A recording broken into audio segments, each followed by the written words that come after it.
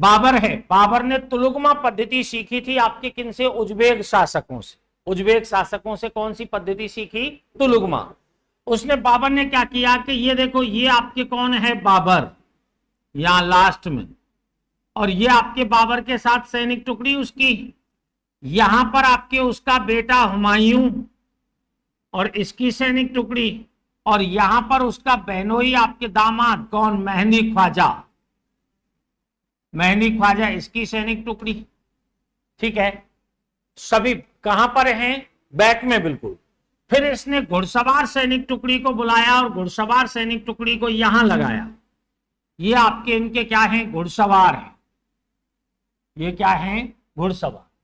घुड़सवारों के सामने आपके क्या किया इन्होंने? आसपास के गांव से बैलगाड़ियों को उठवा लिया, बैलगाड़ियों को उठवा लिया, और पानीपत की गलती को नहीं दोहराया।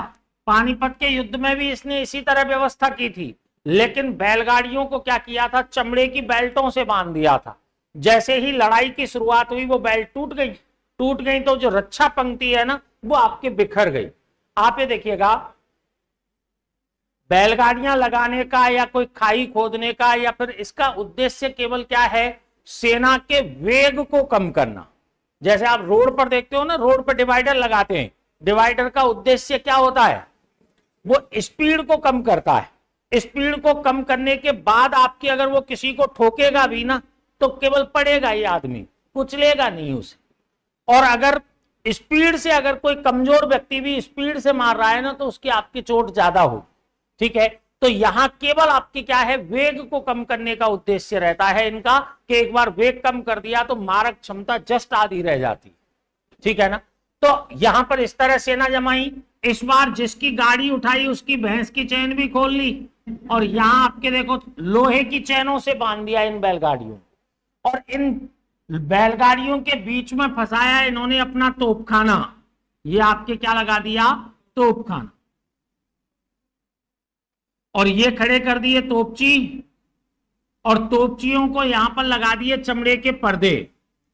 तोपचियों को क्या लगा दिए हैं? चमड़े के पर्दे लगा दिए, जिससे कोई बाण वगैरह आकर के तोपची को ना मार दे, नहीं तो तोप बेकार हो जाएगी, आदमी पहले ही कम है। ठीक है, फिर इसने क्या किया? यहां स्थापित किया अपना तुलुगमा। ये क्या है? तुलुगमा। और एक आपकी तुलुगमा की टुकड़ी कहां पर? यहां पर स्थापित की।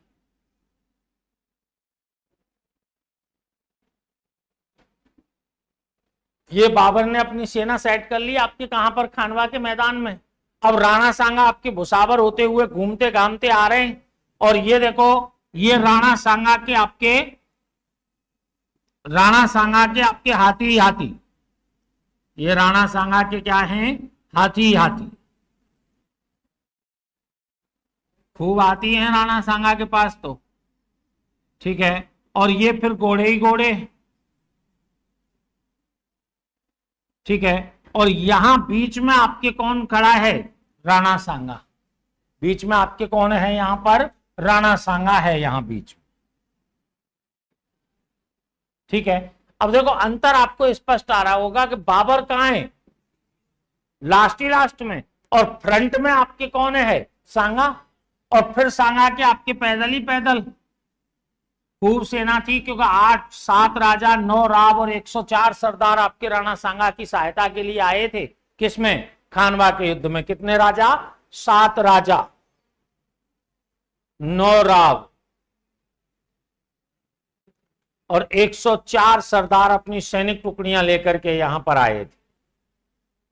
खानवा के युद्ध में आपके इतने लोग आए थे राणा सांगा की सहायता करने के लिए। अब आपके देखिएगा कि 13 तारीख को मैंने बताया कि दोनों सेनाएं आमने सामने आके पड़ गई और लड़े नहीं कोई भी। लड़ाओ तो इनको, क्योंकि लड़ाई तो हुई है इनमें।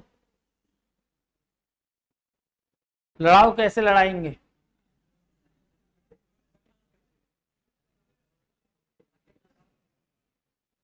क्योंकि यहां स्थिति क्या है कि यहां जो लड़े वो ही मरे बेटा पहले। सीधी सी बात है, अगर राणा सांगा युद्ध की शुरुआत करते हैं तो इन तोपों की चपेट में आ जाएंगे, युद्ध शुरू होने से पहले खत्म हो जाएगा। और अगर बाबर युद्ध की शुरुआत करता है तो आपके क्या होगा? इन तोपों को आपके हटाना पड़ेगा, क्योंकि अपने आदमियों पर तो चलाने से रहा। ठीक है, तो सांगा बाबर की सेना मुट्ठी भर है, वो वैसे समाप्त हो जाएगी। ठीक है, इसलिए दोनों में से आपके कोई भी यहां संघर्ष नहीं कर रहा, आमने सामने आपके आकर के बैठ गए हैं। ठीक है, देखिए, लेकिन गांव में कलेश करवाया है आपने कभी? नहीं करवाया। आप ये देखो कि गांव में आपकी ये गली है मान लीजिए, और ये घर आपका और ये घर आपका, ऐसे पूरे घर हैं। लेकिन आप गांव में एक चीज देखना कि गांव में हमेशा जो संघर्ष होता है ना, वो पड़ोसी पड़ोसी में, आमने वाले का सामने वाले से होता है। इस कॉलोनी वाले का दूसरी कॉलोनी वाले से आपके कभी संघर्ष नहीं होता गांव में। ठीक है, और संघर्ष के कारण आपके क्या है, बहुत लिमिटेशन होती है। ठीक है, और ज्यादातर जो युद्ध है ना, वो शीत युद्ध होते हैं। वाक युद्ध जो होते हैं ना आपके, तैयारी पूरी होती है, केवल मैदान में नहीं आते। ठीक है ना, और वाक युद्ध चलता रहता है आपके, अगर शाम को 5 बजे से आपके गाली गलौज चालू हो जाएंगे इनके, और तैयारियां, छोरों को जयपुर से बुला लिया, बाटे रख लिए, सब आपकी तैयारियां पूरी हैं सभी की, लेकिन लड़ाई नहीं हो रही है। ठीक है, एक आदमी रोज देखने आता है कि भाई कि आज लड़ें आज लड़ें। अब 13 तारीख से कंटिन्यूअस आ रहा है ये लड़ाई देखने के लिए, लेकिन लड़ाई नहीं हो रही। 16 तारीख को 2 भाटे खुद लेकर के आया है, और एक फेंक दिया इसके घर में और एक इसके घर में, तो परिणाम क्या होगा? लड़ाई शुरू होगी। ठीक है, सब बाहर आकर के लड़ना शुरू कर देंगे, ये पहले भाग जाएगा, फिर आके देख लेगा। ठीक है, यही तो होगा ना। यहां पर ऐसे ही हमारी सेना में आपकी 2 तरह की सैनिक टुकड़ियां होती थी। ठीक है ना, 2 क्या, अब तो 4 तरह की टुकड़ियों को बताने लग गए। हालांकि एक तो होती है हराबल सैनिक टुकड़ी। एक कैसी होती है? हराबल। हराबल वह सैनिक टुकड़ी होती है जो अग्रिम सेना होती है और शत्रु सेना पर सबसे पहले धावा बोलने का काम करती है, वो होती है हराबल।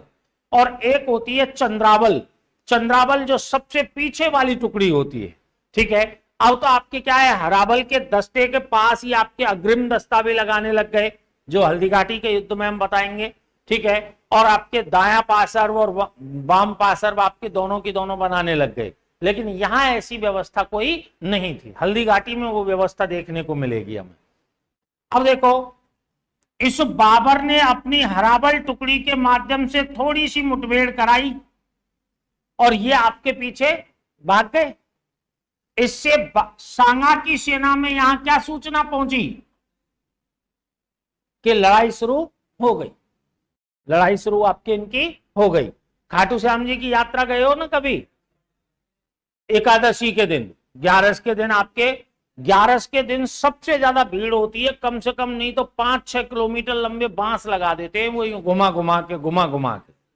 ठीक है, और दर्शन करने वाला परेशान हो जाता है। लेकिन वो बांस काहे को लगाए? जिससे व्यक्ति परेशान नहीं। ठीक है, आपको करना क्या है, जाके एक बार बांस में सेट हो गए बीच में। ठीक है, और फिर कुछ नहीं करना है, खड़े ही रहना है, चाहे आप कैसे ही लटक जाओ। ठीक है ना, देखना 1.5 घंटे बाद दर्शन करके अपने आप बाहर आ जाओगे। आपको चलना भी नहीं है, क्योंकि पीछे वाला पुश करेगा, आगे वाला गिरने नहीं देगा। साइड में बांस लगवाए ही है सरकार ने। ठीक है, वो स्थिति आपके। अब यहां देखो, यहां पर जैसे ही आपके सेना यहां पर पहुंच, यहां सूचना पहुंची ना, तो इन्हों के पास सूचना पहुंची, भाई लड़ाई शुरू हो गई। तो इन्होंने कहा भाई लड़ो, चलो आगे। चलो आगे के चक्कर में ये हाथी आपके ना चाहते हुए आगे बढ़ गए। इनकी इच्छा नहीं थी कि भाई कि ये आगे बढ़े, लेकिन फिर भी आपके ये हाथी आगे बढ़ गए यहां पर।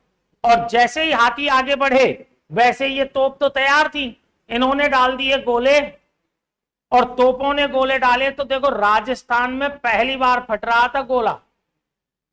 बारूद का प्रयोग आपके राजस्थान की धरती पर तो पहली बार हो रहा था हाथियों के सामने। हाथियों को नई चीज लगी, हाथी आपके गुस्सा होकर के वापस लौटे। अब पहला जो सबसे बड़ा नुकसान पहुंचाया है ना, वो सांगा के हाथियों ने ही सांगा की सेना को पहुंचाया। सबसे बड़ा नुकसान पहला सांगा के हाथियों ने ही पहुंचा ली। तोपों का काम खत्म हो गया। इन्हीं रास्तों से इसने घुड़सवार सेना को उतारा और घुड़सवार सेना को उतार करके आपके युद्ध की शुरुआत यहां पर हो गई। ठीक है, सांगा हाथी पर बैठा हुआ था ऊपर। ठीक है, तुर्की सेना की एक सबसे खास बात थी कि यहां तीरंदाज घुड़सवार हुआ करते थे। तीरंदाज घुड़सवार के घोड़ा दौड़ रहा है, फिर भी वो आपके दौड़ते हुए घोड़े पे से सटीक निशाना लगाया करते थे। ठीक है ना, ऐसे घुड़सवार तीरंदाज आपके बाबर की सेना की विशेषता थी, जो तुर्कों की देन है। ठीक है, तुलुगमा पद्धति उज्बेकों की देन है। ठीक है, अब आपके देखो तोपों ने काम दिखा दिया, घुड़सवार सेना आपके युद्ध कर रही है और सबके निशाने पर आपके कौन है? सांगा। कि भाई सेना चाहे कितनी है, अगर सेनापति को एक बार गिरा दिया तो ये सारी सेना बिखर जाएगी। क्यों? क्योंकि ये तो भानुमति का कुनवाई तो है पूरा, एक सिंगल राजा की तो आपके है नहीं सेना, सबके अलग अलग महाराज हैं। ठीक है, सबके अलग अलग नायक हैं। ठीक है, अब आपके क्या हुआ कि जब युद्ध शुरू हुआ तो अंततः ये लग रहा था कि भाई सांगा ही जीतेगा। क्यों? क्योंकि सांगा के पास संख्या बल तो अपने आप में था ही, संख्या बल तो सांगा के पास ही है और संख्या बल की हमेशा जीत होती है। लेकिन जब मध्य स्थिति में आपके युद्ध पहुंचा तो बाबर ने अपने तुलुगमा को आदेश दिया और ये तुलुगमा गई ऐसे घूम के यूं यूं मारा आपके, तुलुगमा ने आपके कैसे घूम के।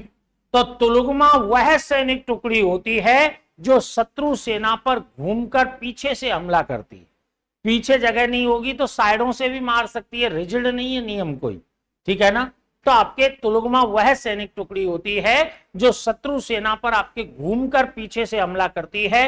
इससे क्या होता है कि भाई आगे लड़ रहे हैं और फिर अचानक से साइडों से पीछे से सब जगह से आने लग जाएं तो चाहे कितना ही मजबूत आदमी हो, एक बार घबराहट तो फैलती है और एक बार घबराने की जरूरत है युद्ध के दौरान। ठीक है, एक बार पैर फूले तो वो भागेगा ही वहां से, फिर वो रुक नहीं सकता। लेकिन फिर भी ये लग रहा था तुलुगमा के आने के बावजूद भी कि भाई सांगा ही जीतेगा। लेकिन बताते हैं कि सांगा की पराजय के लिए कुछ दैवीय कारण भी जिम्मेदार हैं। दैवीय कारण कैसे जिम्मेदार हैं कि अचानक से कहीं से एक तीर उड़ता हुआ आया और सांगा की पहले से फूटी हुई आंख में फिर लग गया। ठीक है, इससे सांगा हाथी के ओहदे में क्या हो गया? बेहोश। हाथी के ओहदे में ही क्या हो गया? बेहोश। बेहोश राणा सांगा को आपके एक तो मारवाड़ के कौन थे? मालदेव, और एक कौन थे? सिरोही के अखैराज। ये आपके युद्ध भूमि से निकाल करके भागे और यहां से आपके दोनों कहां ले आए? इन्हें बसवा। कहां ले आए? बसवा दौसा। बसवा दौसा में सांगा को होश आ गया तो यहां से इन्हें कहां ले गए? रणथंभौर ले गए। कहां ले गए? रणथंभौर, क्योंकि रानी कर्मावती कहां पर हैं? रणथंभौर में। यहां रणथंभौर ले गए। रणथंभौर में राणा सांगा को सूचना मिली कि भाई बाबर चंदेरी पर आक्रमण करने जा रहा है, चंदेरी एमपी कि वहां पर आक्रमण करने जा रहा है। और चंदेरी के राजा मेदिनी राय के द्वारा राणा सांगा को कहां मदद दी गई थी? खानवा के युद्ध में दी गई थी। और राणा सांगा यहां ढंग से लड़ भी नहीं पाए थे क्योंकि बीच में बेहोश हो गए थे ना, इसलिए बची कुची सेना के साथ राणा सांगा रणथंभौर से चले और कहां पहुंच गए? कालपी। कालपी पड़ता है यूपी में। कालपी के पास एक मैदान है, इरिच का मैदान। कौन सा मैदान है? इरिच का मैदान। यहां पहुंच गए। ठीक है, इरिच के मैदान में पहुंच गए और यहां आपके राणा सांगा के सामंतों ने उसे क्या दे दिया? जहर दे दिया। और मृत राणा सांगा को यहां से कहां ले आए? मांडलगढ़। और मांडलगढ़ भीलवाड़ा में आपके इनका क्या कर दिया? अंतिम संस्कार कर दिया। यहीं पर आपके क्या है? इनका स्मारक बना हुआ। किनका स्मारक बना हुआ है? राणा सांगा का स्मारक बना हुआ है। कहां पर? मांडलगढ़। ये बात आपकी किसमें है? राणा सांगा में।